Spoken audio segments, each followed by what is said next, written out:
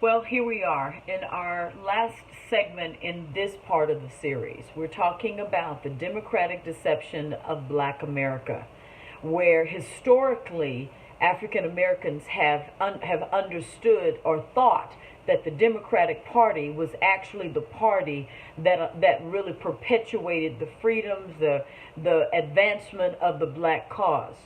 And quite honestly, when you look at the history of the organization, the actual legislation that takes place, and many of the ideologies behind the party, that's not the case.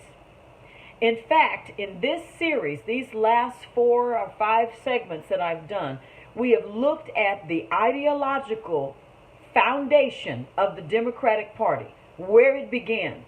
So when you see people go out in the streets tearing down the Confederate statues and tearing down taking down the Confederate monuments, what they don't realize is the very Democratic Party that you are a part of today that was the very party of the individuals that erected those statues.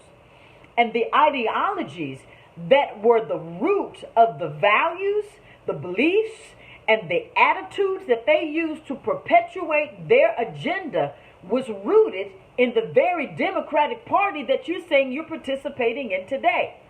And the reason this is important right now is that this particular election is a fight for the perpetuation of the values that the Republican Party branched away from, that gives us access to the civil liberties and the Constitution, so that we can retain our right for as long as we can in this last sliver of time before Jesus comes.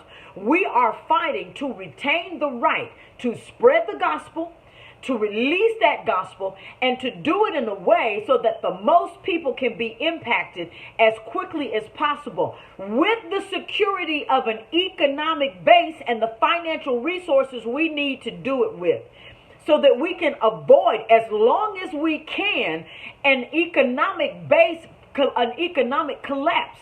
Now, to do that, there is a president in the White House which supports the elements that are necessary for us to do that. There is a president in the White House which supports, the Constitution. There is a president in the White House which supports the church being an essential business. There is a president in the White House which has enacted in the last 4 years a number of pieces of legislation that has advanced the causes of black education in HCB and in historically black colleges and universities, unlike anything that has been done in the last 20 years. And no one talks about that. And the reason it is important to understand the history of the Democratic Party is that the fruit we are eating today is in the roots of the ideologies that formulated that party. So in this segment, I'm teaching on the last of 4 individuals. Okay, and you don't have to watch this video. I'm going to teach if this is nobody on here but me. Okay, because I know this is the truth. Hi, Michelle. Thank you so much. This is the truth. So far, we have covered the 3 of the 4 foundational leaders of the Democratic Party. We covered Horatio Seymour, which carried the spiritual root, the fruit is in the root, of the rioting mindset, the rioting ideology. If we can't have what we want, we're going to burn it down and tear it up. That's the same spirit that Horatio Seymour, one of the founders of the Democratic Party, he perpetuated back in 1863. Then we saw another one, a second founder of the Democratic Party, Nathan Bedford Forrest, the founder of the Ku Klux Klan. Now, the Democratic Party did not start the KKK. It was actually started by some of the same founders who were a part of the Democratic Party. It came out of their leadership. He was also responsible for what was known as the Pillow Massacre. A massacre is a spirit that kills people in mass. The Pillow Massacre was a particular battle where they captured 300 African American slave slave soldiers. And instead of turning these soldiers in as prisoners of war, which he should have been, he just killed all 300 of them. That's the same spirit that kills en masse over 20 million babies. See, it's the same demon. And it's the Democratic Party that thinks it's okay. It's okay to kill 50% of your population since 1972. Kill half the African Americans. Yeah, that's what we've done.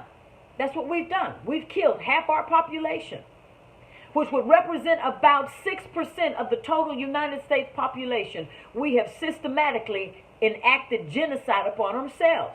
That's the same spirit. And then we talked about Confederate admiral. That's that mass. So the spirit, we wrestle not against flesh and blood, but against principalities, powers, and rulers of the dark. Those demons didn't just vanish and go away after the Civil War. They morphed, they changed, and then they took under new forms, but they're still attached to the same Democratic Party that formed them. So we saw the mob spirit, the mob mentality. We saw that. We see it acting out now in Portland, in Portland. Okay, we see it acting out in Seattle, Washington. That's the mob spirit. That demon is the same demon that was attached to one of the original founders of the Democratic Party, Horatio Seymour. It gets better. It gets worse. Then we see the mass killing spirit as it relates to Nathan Bedford Forrest. That's the spirit that wants to kill as many of us at once as possible. And if you can't shoot us in a lineup, we're going to find all of these other means and methods to kill as many. And so what we've done, the biggest means and method for killing as many African Americans right now in this country is abortion, to the tune of over 20 million people, half of our population in this nation, genocidically eradicated. That's the second. Fruit is in the root, so that's the root of a spirit, and we're still seeing the fruit of it today. Okay.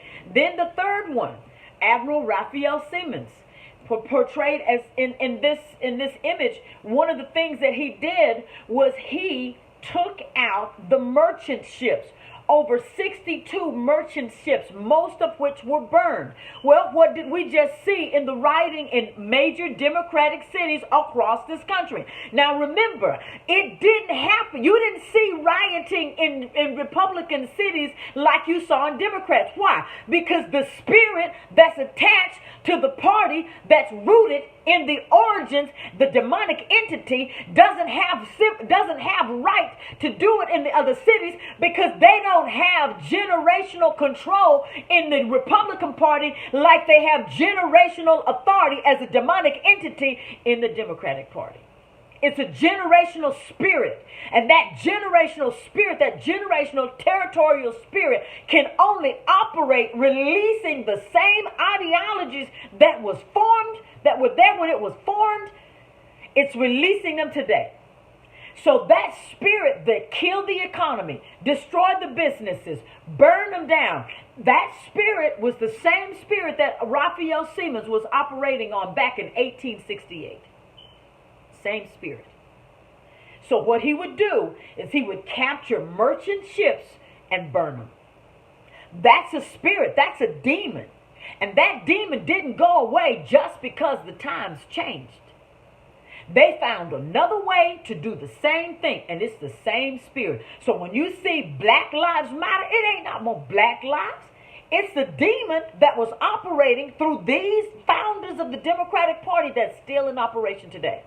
Now, let's look at the last one of the four. The fourth one was Confederate cavalry officer Wade Hampton. Wade Hampton was a Confederate officer, and in this particular caricature, I found it really interesting. He showed up as a hangman. Okay, what does hanging do for African Americans? It's a spirit of terror. It represents terrorism. He holds his plumed hat at his side and wears a uniform embossed with a skull and crossbones and a belt inscribed CSA, Confederate States of America. So it's a partisan spirit that wants to break away and break off. Okay, but one of the things that I found really interesting about Wade Hampton was something that he started called the Lost Cause. The Lost Cause was a name that was associated to a literary intellectual movement that sought to reconcile the traditional Southern white society to the defeat of the Confederate States of America in the Civil War.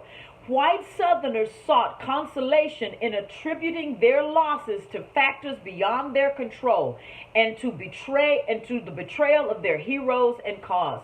Those who contributed to the movement tend to portray the Confederates' cause as noble and most of the Confederate leaders as exemplary of old-fashioned chivalry. Now, what does all of that mean? All of that means is they take an ideology and they take what is evil and make it good. They take a lie and turn it into a truth. And the reason they do that is because it gives them a sense of internal empathy to make them feel better about the wickedness that they're perpetuating. Now, what does that look like in today? We saw where the other three, and when it translates, the fruit is in the root. What does it look like in today's? So when you see the whole democratic ideology that tries to twist, when I read this, I think about Nancy Pelosi sitting around with a black kente cloth around her neck, like she's praying, where she's taken an ideology that is actually totally wrong, totally twisted, and turning it around and trying to make it look like, you see what they're doing to y'all black people. But the very ones who are doing the most destruction to African Americans are the same ones who perpetuated these ideologies. The very ones who are saying, do y'all see how bad they treating y'all, are the ones who are doing it. The very ones who are saying, oh, it's so awful that they're killing all of y'all, are promoting us to kill our babies. Telling us, kill all your babies. It's choice. No, it's not choice. It's genocide. So the Lost Cause takes a lie and twists it and try to make it into the truth. And that's what they do. And that's what they have done to African Americans for generations. And they try to make us think that they're on our side. No, they're not. And like I told you in prior videos, this election is one of the last times that the African American vote will make a difference and have an impact upon our culture. After this election, we are contending for a window of time for us to spread the gospel. But after this election, whether it goes left or whether it goes right, the gospel will be preached. What you are contending for is, will the gospel be preached under the influence of the foundations? If the foundations be destroyed, what can the righteous do? The foundational truths that were outlined in the Constitution, which have served to shape what happens to us since the Civil War and before. So that if we allow the Democratic Party as it exists to eradicate, remove, and eliminate the constitutional rights that we have, the gospel will be preached under the weight of a socialist Marxist environment. And that's just the truth. And you don't have to take my word for it. Look at the evidence. Do your own homework, Ron Farris. You are one of the smartest, most intelligent brothers that I know. So don't take my word for it. Look at these 4 videos. Look at the links. Look at the history. We're talking about the truth is in the root. So we looked at the historic origins of the Democratic Party. We looked at the 4 key founders from 1863 that established the ideology and the spiritual undercurrents that is rooted into the foundation of the attitudes, actions, and outcomes that they promote with black people in mind. We went through all 4 of them. So you can go back and look through each of these videos. So now we have to decide, do we want to perpetuate the gospel under the influence of the Constitution? If we don't want that, vote left. But if you want to perpetuate the gospel and promote the gospel under the influence of the Constitution, where you still have your rights intact as much as we can for this last window of time. We don't need much time. There's very little time is needed to spread the gospel. If you can shift an entire global culture in 90 days, I believe the gospel can be spread just like a pandemic spread. I believe the gospel can be spread. I really do. I believe that pandemic was a model for what it could look like if the gospel is preached en masse. It can happen. Once that happens, it sets into motion a series of events that lead right up to the return of Jesus Christ. And we see all of the steps being taken even now. As of August 29th, the Red Heifer, which is a sacrificial animal required for the Jews to get access to have the opportunity to rebuild the temple that the Antichrist is going to go into within that window, that 7-year window, and desecrate. That red heifer is in Israel right now and will be eligible for the sacrificial offering on the 29th of August this year. That's why you need to pay attention to this stuff. That's why you have to focus on. It's not about do I like Trump? It's not about he's this, no. He is a person that was given an assignment to buy us time to spread the gospel. Whether you like it or not. It's not about do you like it.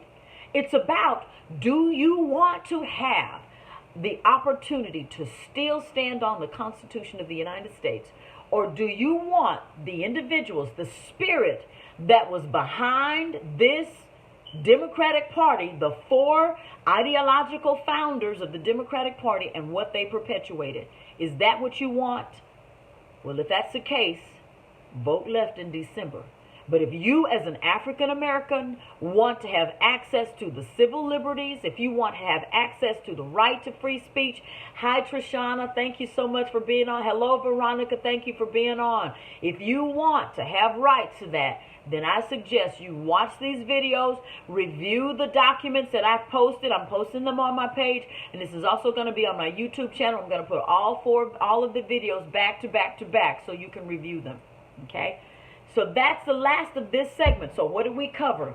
We covered the 4 founding fathers of the Democratic Party. We reviewed how each of those founding fathers influenced the spiritual root system that the Democratic Party operates under today. We looked at Horatio Seymour and how the spirit of rioting was behind him. And in the caricature, and you can see a picture of all 4 of these, the leaders of the Democratic Party, between 1862 and 1864. It talks about how he fought against the Reconstruction. He fought against the freedom for the slaves.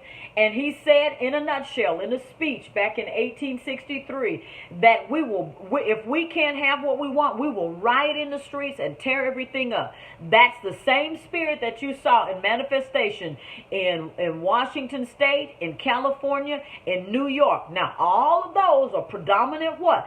Democratic states. You didn't see that spirit, that demonic spirit that was attached. Remember, we wrestle not against flesh and blood, but against principalities, powers, and rulers of the dark. You didn't see that spirit in operation in other places. Why? Because the demonic entity has to flow through the realm which he has control and authority.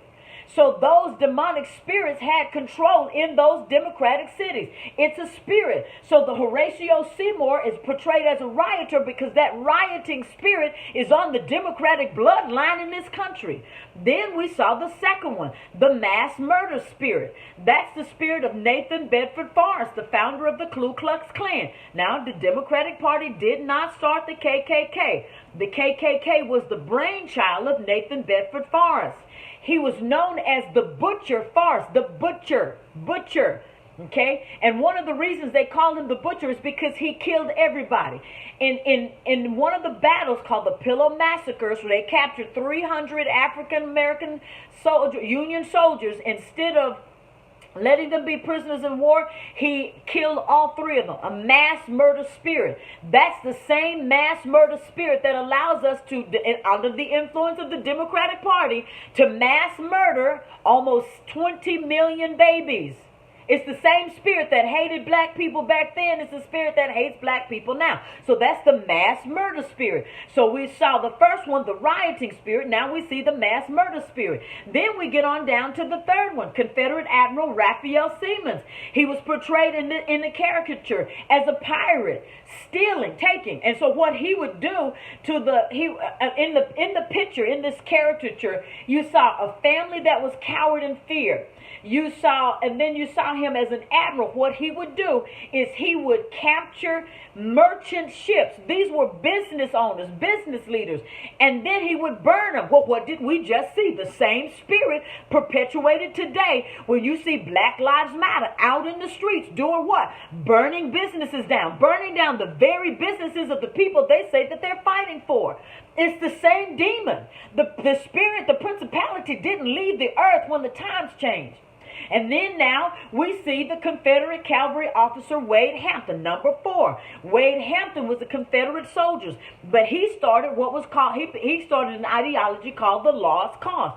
The lost cause is where you take a twisted, wrong ideology and you try to turn it around and make it true. You take a lie and make it true. And so they had the lost cause. They said, you see what they did to us? We were just great Americans protecting our heritage while you got people enslaved. And when I see that, I see how right now the media, the leftist media, is taking lies and twisting it around and trying to make it into truth. It's the same spirit. And just like it was a lost cause then, it's a lost cause now. So after finishing these 4 segments, these videos, I challenge you as an African American to stop and think. An African American Christian believer. Is this the ideology when you go to the polls in November and vote? If you watch these videos, your blood will be on your own hands. Okay? Not on mine. I obey God. I've done my teaching. Okay? But you've got to decide as an African American, is this the demonic spirits, the 4, I guess you could call it the 4 horsemen of the Democratic Party? The 4 spirits that founded your party, the 4 spirits that established the foundation upon which your political ideology was built. So when you tore down statues, you were tearing down the statues that represent the party that you as an African American are a part of.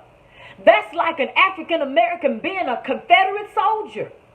So when you look at the Democrats, when you look at Black Lives Matter, that's like a black person being a Confederate soldier during the Civil War.